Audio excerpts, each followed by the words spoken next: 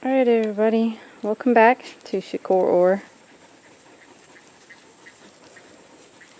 Not gonna do anything special per se, but here are the dogs. Well, some of the dogs that are being bad over there. Two of the females are in heat right now, and when that happens, the males don't really listen and they kind of pee all over everything. Kazahana! Yufu!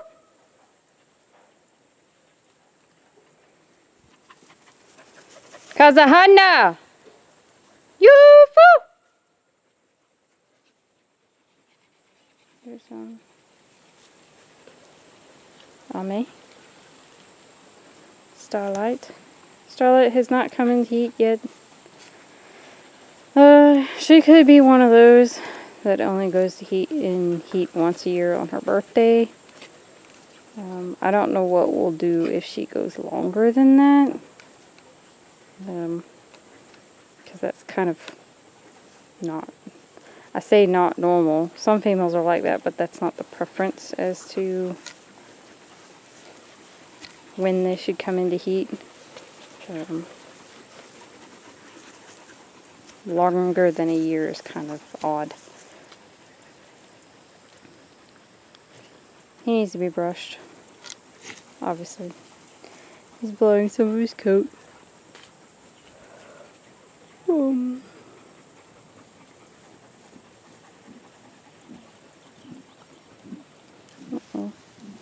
There it is. Hurry up.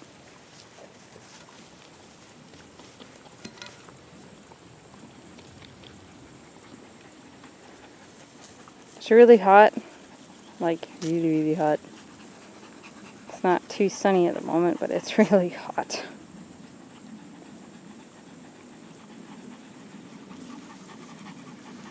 Hi, Sue. It's Suki and Love Me that are in heat right now. Suki's first heat and Love Me's heat after her puppies. They're fighting over Starlight's vomit. Starlight threw up for some reason. Could be that she went running around too much too soon after she ate. I'll try to give her some more food later. It's Miss Sassy. Come here, Sassy. Sassy, come here.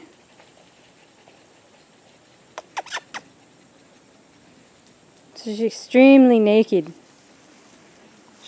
So all females blow their coat after puppies, but she's really naked.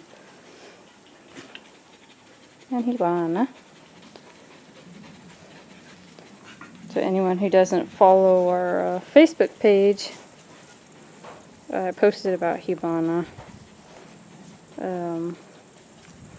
Even if she doesn't stay as a breeding prospect, we're gonna keep her.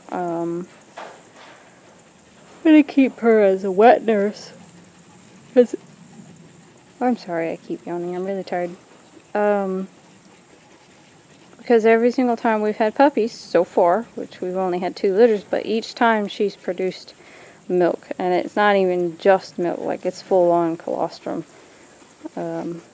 So a wet nurse dog is one that you keep for if you have any sort of situations where a puppy needs more than what the mom can provide, or there are times when you end up losing the mother for some reason or another, be it freak accident or something during birth doesn't go well and you lose the mom. Having a wet nurse dog is brilliant, really. So even if Hibana doesn't pan out breeding prospect wise, which we are pairing her to 9, she's supposed to go into heat October or November, maybe December. Between October and December, and we will be pairing her to 9, who's on the ground. If we get some nice puppies, then we will repeat that breeding, and we'll keep her as a breeding dog, but otherwise we'll keep her as a wet nurse. Because that's kind of invaluable, really, to have a dog like that.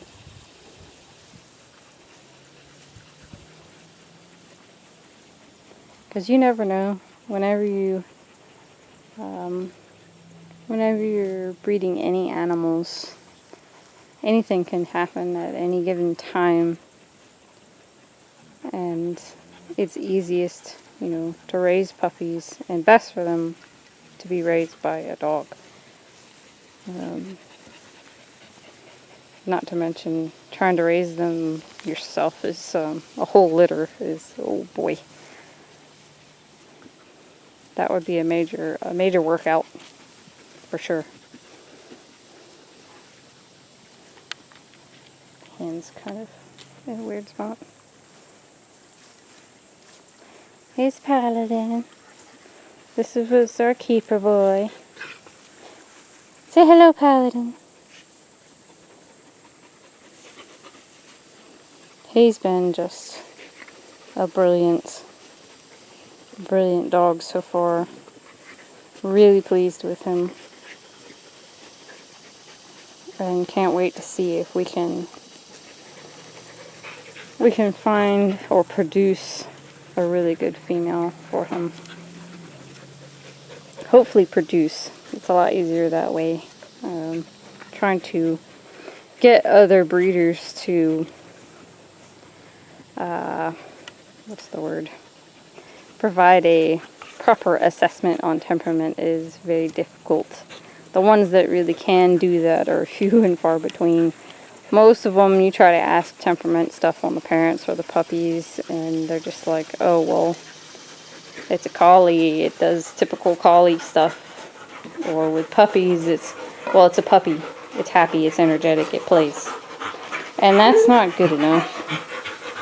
Not when you're looking for breeding animals. Pomeranian people are even worse, in my opinion. But that's because they don't breed for temperament, they just breed for color. That's not a generalized statement, by the way. That does not include literally everyone out there, because I'm sure there are people that, other than ourselves, because we have seen some people that put the effort into gauging temperament of their breeding stock and the puppies they produce. But we personally, I think we've only, out of all the breeding stock dogs that we have bought, I want to say there was only really one that gave a good temperament assessment. And that was, really trying to get them to think about it. Most breeders don't seem to really appreciate it when you ask questions. They get really snippy and they just want you to buy the dog.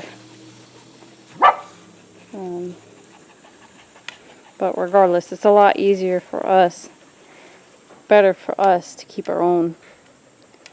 So ones that we've bred together and then to keep our own. And there could very well be points where we wash dogs that we've purchased from other people. Obi is one that I've highly considered washing because her temperament is not at all what we're looking for. She's very energetic. She barks nonstop when she's energized. She barks at literally everything. But it's extremely difficult to find a AKC Pomeranian her size. Oh, she just went in there. Extremely difficult. It's hard to find AKC Poms, period, that are minutely what we're looking for. Most of the Pomeranians out there are CKC, which we haven't talked about that yet, AKC versus CKC, but how do I put it in the best of terms? CKC is not really a real registry. The intent and purpose originally was trying to create another registry to register dogs that quote-unquote people would get from breeders that to the breeder's standard was not too standard, but they were still really good dogs. But see, those breeders would not give breeding rights. But basically what it's used for now, in my opinion, and Peyton would say the same thing, is mostly registering dogs that people did not purchase breeding rights for, period, so they can quote-unquote say I have registration papers with a registration, which it's not even really a legitimate registration, and register these non-registerable dogs, or dogs they didn't even pay breeding rights for. Most breeders, not ourselves, most breeders will make you pay an extra $5,000 to $2,000 for breeding rights on a dog, which is ridiculous because the cost of registering a AKC litter is $30. And we've had to pay this on some of our dogs. Mostly the Pomeranians. Pomeranian breeders are, they really like to dig into your pocket. They really, really like to dig into your pocket. So what it is, the CKC is, most of it now is people that have purchased dogs without breeding rights. They were never supposed to breed the dog. It was meant to be a pet. And instead they go around and register it with the CKC so they can quote-unquote have the dog registered, throw papers in people's faces, you know, oh, I have a registered dog, when the reality is that they likely didn't even get permission from the breeder to breed that dog, period. It's also how a lot of people are getting away with adding, I say adding, they're basically breeding mutts, but then breeding them, quote-unquote, back to a purebred and registering them as a purebred. So technically you could easily end up with a mutt that has been registered as a purebred dog. CKC does not regulate any of that stuff. We've seen people who have tested the CKC to see if they're actually looking over paperwork, because how it's supposed to work is that you have to send in pictures of the dog to show that it looks like the breed you're registering as. Kazahana!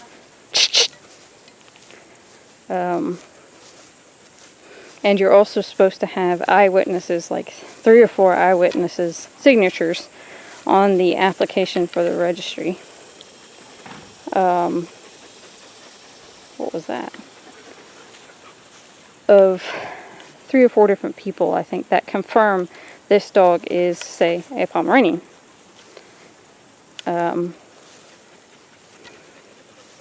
But someone decided to test it. Multiple people have decided to test it.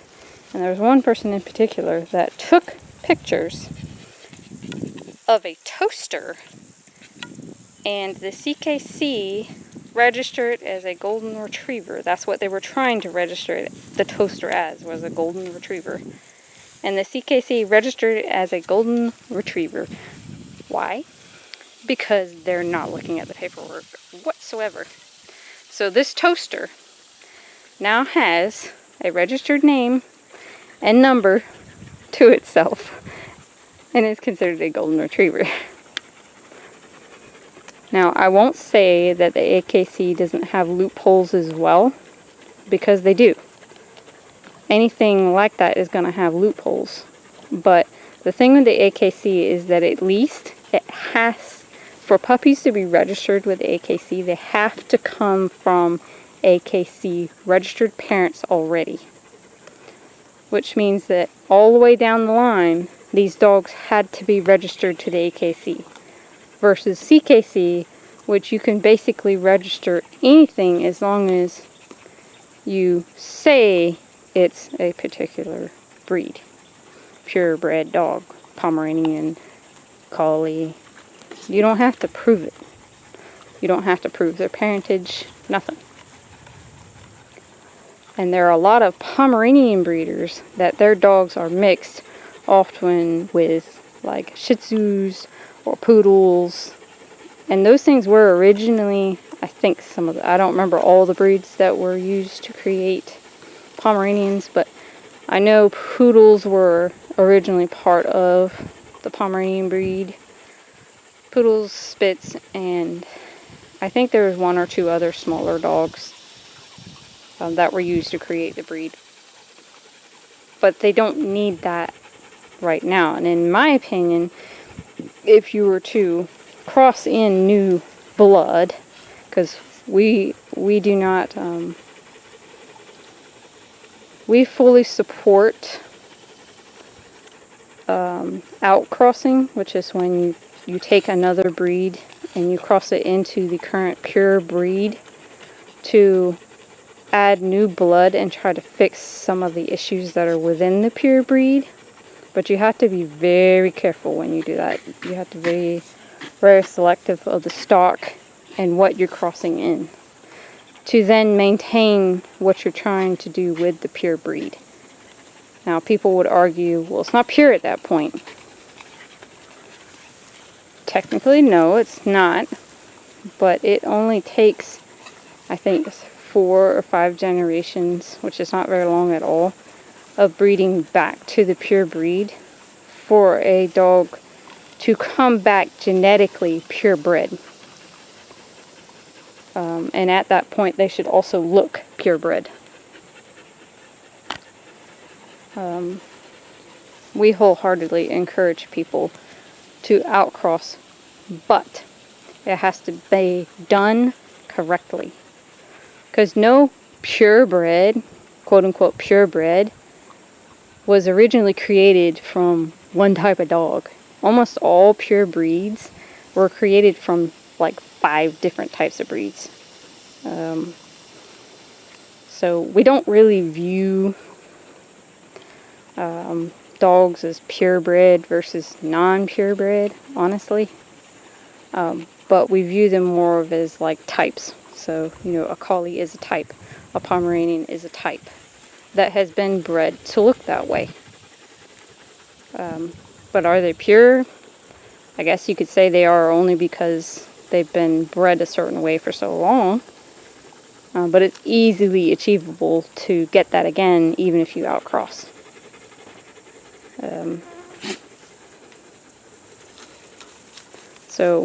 But in regards to the Pomeranians, there are a lot of Pomeranian CKC breeders that are breeding in Poodles and Shih Tzus and Yorkies and claiming them as a Pomeranian, a purebred Pomeranian, when they're not. So that's the danger with CKC, because you're basically getting a dog that you don't know what its parentage is. Is this back to the Continental Kennel Club? Oh, not Canadian. Continental Kennel Club, not the Canadian Kennel Club. Why they're so exactly the same, I don't know, but CKC meaning Continental Kennel Club versus Canadian Kennel Club. The Canadian Kennel Club is a legit thing. Same with the UKC? Yes. Yeah, UKC is also legit. FCI? Is that what you said? There's a lot of different ones, but those are the quote-unquote legit ones. The other thing was, if you choose to outcross, because at that point you can't register your dogs as pure, you need to be tracking bloodlines, which means you need to have a genealogy. You need to keep track of pictures, the parents, offspring. You need to do all of that yourself. The AKC makes it easy. They track it all for you. And I think that's another reason why people don't outcross, because then they can't register. And the AKC makes it easy for them.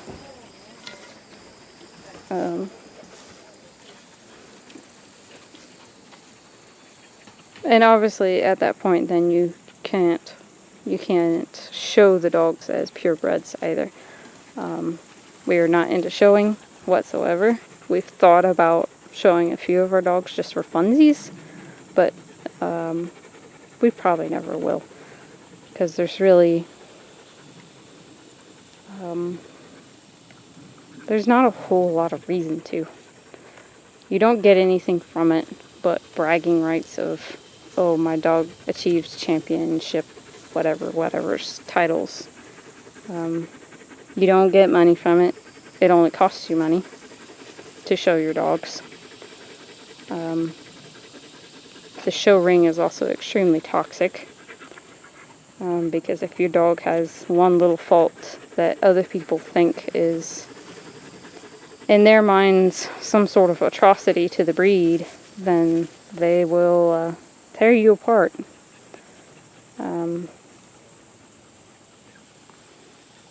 But we have considered it for, like I said, for fun. But I doubt we ever will. We don't like shows. Now, agility stuff. Uh-oh, the parents are home. Well, I'm gonna go, guys. And this is the reaction our dogs have to someone coming up. I'm gonna go. We can talk more on that subject later. Bye-bye.